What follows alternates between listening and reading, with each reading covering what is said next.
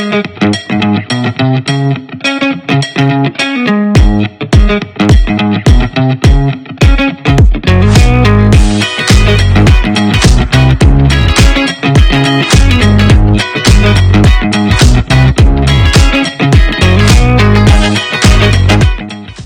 matters reproductive health, why do you think this conversation is very important in this day and age?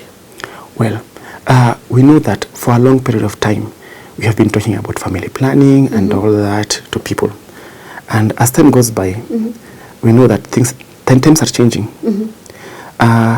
Currently, when we look at our families, our resources and so on, there's a lot that is happening, and we are seeing a situation whereby we are working towards ensuring this gender equity. Family planning is one of the key tools to ensure this. Yeah. Because as for the family, currently we want our women to be stronger, to come out strongly, to have careers, to go through school, to do business, to become productive members of our societies. Yeah. And family planning is one of the interventions of doing that. Because if a woman can plan for the number of children she wants to have, when she wants to have them, and actually she is able even now to plan her career, she's able to plan her work, she's able to finish school and so on. And you know, for a couple, it gives a couple a peace of mind. Because if you are a couple and you are able to focus on other issues in life, other than limiting the number of children you're having or the issue of spacing them, you're actually going to be more productive, you're going to be happier. True. Also, you're talking about health.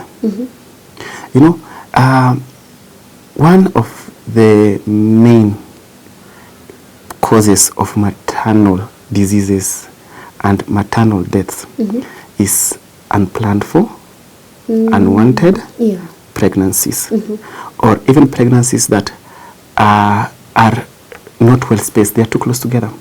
These things negatively affect the mother's health. And one of the ways of actually ensuring that we don't have these maternal mortalities and our way of reducing them is by family planning. It's one of the surest ways of doing this. Now, one of the challenges we've had with family planning is that the messaging that has been there has been an old messages. Sometimes it may not be very appealing so to the different communities, to the different age groups. And in our behavior change communication strategies, we are actually working on tailor-making the messages to be more appealing, more realistic to the different age groups, to the different communities, and even use appropriate ways of actually giving this message. For example, radio stations, social media, community health promoters to give family planning messages to these communities. And it's really important that you have mentioned the key players in disseminating this information.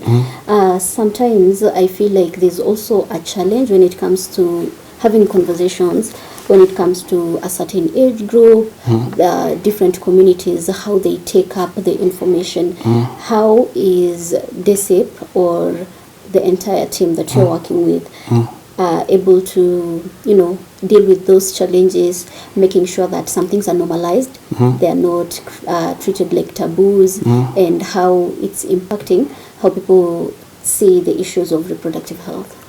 So, one of the challenges we have as a country is that as Africans, some of these discussions tend to be viewed as taboo discussions.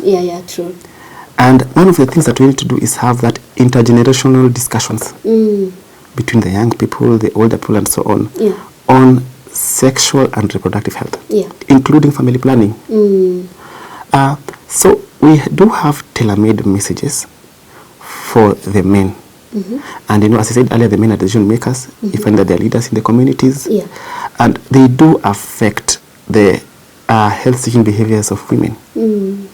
Especially because, most of communities are very patriarchal communities. And one major challenge in family planning is, if people don't talk about something, they don't have information.